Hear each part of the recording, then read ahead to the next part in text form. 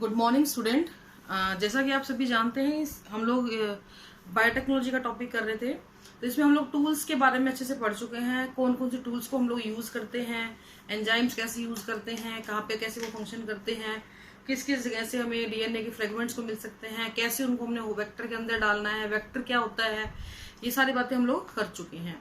अब हम लोग जो इस चैप्टर के लगभग एंड पे आ चुके हैं। इस चैप्टर के अंदर जो भी चीजें हमने अभी तक पढ़ी थी, यानी टूल्स जो हम पढ़े थे, वो किस किस तरीके से प्रोसेस के अंदर काम में आएंगे, हम अब उसकी बात करेंगे। तो उसको हम बोलते हैं प्रोसेस ऑफ रिकॉम्बिनेंट टेक्नोलॉजी। हालांकि ये चीज आपके लिए कोई नई नहीं है, बिकॉज आप इसके बारे में मैं आपको चैप्टर के शुरू में थोड़ा सा आइडिया दे चुकी हूँ, बट स्टिल क्योंकि ये इंपॉर्टेंट है तो इसको हम एक एक करके करेंगे। There are around 6 steps in the process of recombinant technology. The first step is isolation of genetic material. सबसे पहले स्टेप के अंदर हम लोग जेनेटिक मटेरियल को आइसोलेट करते हैं। कटिंग ऑफ डीएनए, दूसरा जो आपका है वो होता है cutting of DNA at a specific location. DNA को एक स्पेसिफिक लोकेशन से हम लोग क्या करते हैं, काट लेते हैं। तीसरा स्टेप होता है बेटा हमारा amplification of gene of interest, यानी कि जिस जीन के टुकड़े को आपने काटा है आप उसको एम्प्लीफाई करवाओ। एम्प्लीफाई का मतलब होता है अगर आपने एक पीस लिया तो उसे 3, 4, 5 पीस आपको मिल जाने चाहिए। Then preparation and insertion of DNA into host. Competent host बताया था मैंने आपको कल के लेक्चर में, तो वही चीज है ये। उसके बाद स्टेप सबसे इंपॉर्टेंट चीज कि आपने ये सारा काम कर लिया, यहां तक हम फिर भी बात कर चुके हैं।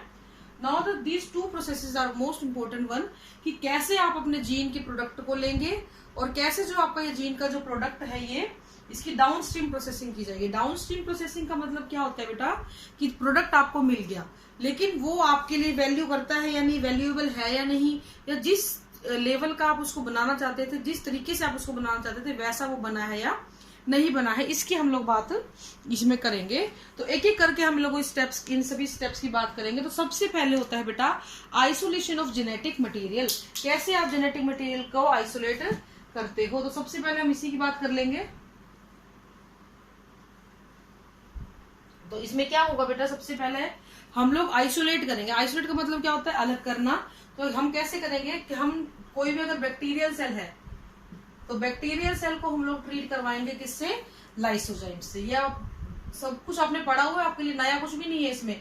अगर कोई प्लांट सेल है तो उसको हम करवाएंगे सेल्यूलेज एंजाइम से ट्रीट, ठीक है, सेल्यूलेज एंजाइम से ट्रीट करवाएंगे। और अगर कोई फंगल सेल है तो आप काइटिनेज से ट्रीट करवाएंगे। नाउ द क्वेश्चन इज अगर कोई एनिमल सेल है तो बेटा एनिमल सेल में सिर्फ प्लाज्मा मेम्ब्रेन होती है, सेल वॉल होती ही नहीं है, तो इस प्रकार की किसी ट्रीटमेंट की यहाँ पे आवश्यकता पड़ती ही नहीं है। अब जब आपने सेल वॉल को तोड़ दिया, सेल वॉल पूरी तरीके से ब्रेक हो चुकी, नाउ द क्वेश्चन इज कि डीएनए को कैसे बाहर निकाला जाए। डीएनए के साथ सबसे बड़ी प्रॉब्लम क्या होती है, इसके आसपास बहुत सारे हिस्टोन प्रोटीन्स होते हैं, ठीक है। इसको अलग करना बहुत जरूरी है, आपने पैकेजिंग ऑफ डीएनए में पढ़ा हुआ है इसके बारे में, हिस्टोन प्रोटीन्स होते हैं। इसके अलावा इसके आसपास आरएनए भी होते हैं।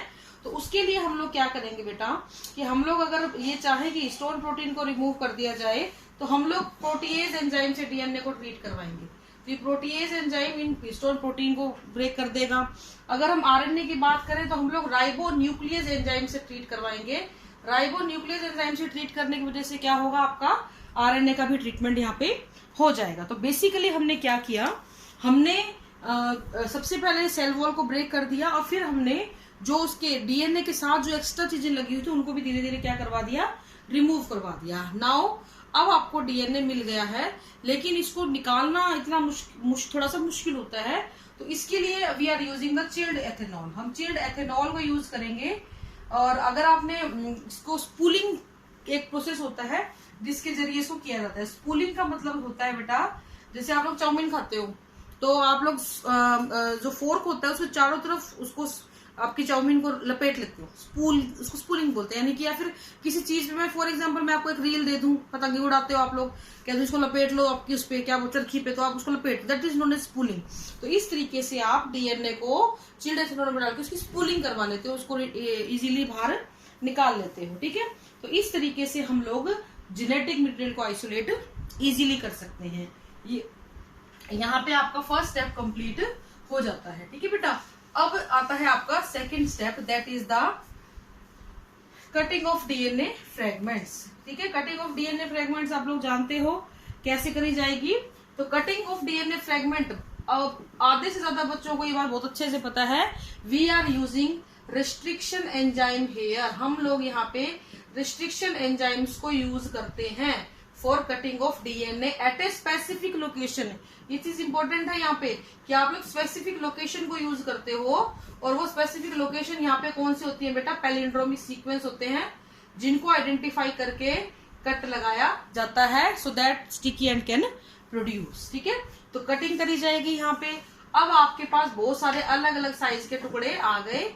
इनको अलग करने के लिए मैंने बताया हुआ है लास्ट लेक्चर में सेपरेशन, कौन सी टेक्निक यूज करते हैं बेटा, फिर हम लोग जेल इलेक्ट्रोफोरोसिस। इस जेल इलेक्ट्रोफोरोसिस की टेक्निक से क्या होगा, आपके जो फ्रेगमेंट्स है वो सारे के सारे क्या हो जाएंगे बेटा, सेपरेट हो जाएंगे, अलग अलग हो जाएंगे। आपको किसी भी प्रकार की कोई दिक्कत यहाँ पे नहीं आएगी। ठीक है, अब जैसे ही आपके जो फ्रेगमेंट है वो अलग हुए हैं, अब हमें क्या करना है, हमें इन फ्रेगमेंट्स को यूज करना है।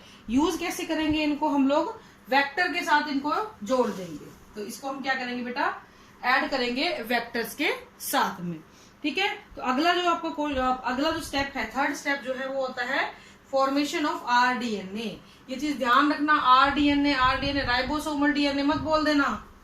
ठीक है ना, जैसे आप आरआरएनए में बोलते हो राइबोसोमल आरएनए, नहीं, आरडीएनए मतलब रिकॉम्बिनेंट डीएनए। तो अगला स्टेप आपका आता है कि आप रिकॉम्बिनेंट डीएनए को फॉर्म करो। इस डीएनए के कुछ और नाम भी आपको लिखे मिल सकते हैं, that is chimeric DNA, it may be written as hybrid DNA. ठीक है, तो इस तरीके से कोई भी टर्म आपको मिल सकती है। अब आप क्या करते हो, देखो, जिस रिस्ट्रिक्शन एंजाइम से आपने अपना स्पेसिफिक डिजायर्ड डीएनए काटा है, जिस भी डीएनए को आपने काटा है ना, सॉरी कट किया है, उसी रिस्ट्रिक्शन एंजाइम से आप अपने सेम रिस्ट्रिक्शन एंजाइम से ही आप अपने वेक्टर को भी काटोगे, ताकि एक जैसे स्टिकी एंड प्रोड्यूस हो सके और ये दोनों को आपस में जुड़ना में थोड़ी सी सुविधा रहे। ठीक है, तो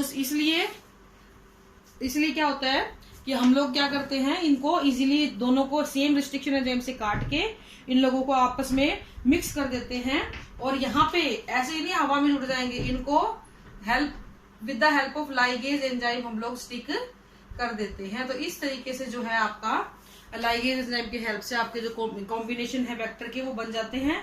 इसी को हम काइमेरिक डीएनए, एक नंबर में कभी पूछ भी लिया जाता है काइमेरिक डीएनए क्या होता है, फिर आप सोचोगे पता नहीं काइमेरिक डीएनए क्या होता है या हाइब्रिड डीएनए क्या होता है। तो जब आपका मेन डीएनए फ्रेगमेंट के अंदर एक छोटा फ्रेगमेंट और जुड़ जाता है, डिजायर्ड फ्रेगमेंट आपका वेक्टर के साथ जुड़ा होता है, तो उसको हम क्या बोलते हैं बेटा, हाइब्रिड डीएनए बोल देते हैं। तो ये हो गए आपके 3 स्टेप। आई होप आपको ये समझ में आए होंगे। अब आता है आपका next step, that is the amplification of desired gene. Amplification बड़ा इंपॉर्टेंट वर्ड है ये, यहीं से एक टेक्निक आपको यूज में आएगी, एम्प्लीफिकेशन ऑफ आरडीएनए। ठीक है, ये आपका जीन ऑफ इंटरेस्ट जो है उसको एम्प्लीफाई करना, जीन ऑफ इंटरेस्ट। यहां पे हम जिस टेक्नोलॉजी को यूज करते हैं that is known as PCR. 3 number में क्वेश्चन आता है ये हमेशा, polymerase chain reaction, that is PCR, polymerase chain reaction. Kary Mullis ने इसको डिस्कवर किया था 1985 में, discovered by Kary Mullis in 1985। और इसमें उन्होंने क्या बोला था, उन्होंने क्या किया था वो मैं आपको बताऊंगी। इन्होंने एक बेस्ट मेथड यूज किया था डीएनए रेप्लिकेशन का। तो हम लोगों को डीएनए, हम डेलिबरेटली डीएनए को रेप्लिकेट कराते हैं, अपनी मर्जी से डीएनए को रेप्लिकेट करा देते हैं यहाँ पे, ताकि आप एक सिलेक्टिव एम्प्लीफिकेशन कर सके किसी भी पार्ट ऑफ डीएनए का। फॉर एग्जांपल ये आपका जीन ऑफ इंटरेस्ट है, आपको एक टुकड़ा मिल गया, ठीक है, और ये कहाँ पे बहुत यूज होता है, देखो आप यूं कह दो अरे बहुत सारे डीएनए पड़े हैं, कोई भी निकाल लो, इतनी सारी सेल होती हैं। लेकिन जब भी कोई डायग्नोस्टिक होता है या जब भी कोई मर्डर होता है या जब भी कोई क्राइम होता है, तो उस जगह पे आपको सैंपल साइज बहुत छोटा मिलता है। कोई छोटा सा बाल मिल गया, कोई ब्लड का सैंपल मिल गया, कोई आरबीसी सेल मिल गई, तो इस तरीके को टिश्यू मिल गया, तो वो सैंपल साइज इतना छोटा होता है कि आप उससे एम्प्लीफिकेशन आपको करवाना ही पड़ेगा, ताकि एक बार आपका डिफरेंट टाइप के आप टेस्ट कर सको। तो इसके लिए एम्प्लीफिकेशन करवाना बहुत जरूरी होता है। तो कोई भी जीन ऑफ इंटरेस्ट को आप मल्टीपल टाइम जब बना करवा देते हैं तो उसको हम क्या बोलते हैं बेटा, उसको हम क्या बोलते हैं, पीसीआर या पॉलीमरेज चेन रिएक्शन बोलते हैं। इसके लिए हम लोग नेक्स्ट बात करेंगे। अभी के लिए इतना ही है। Thank you and have a nice day.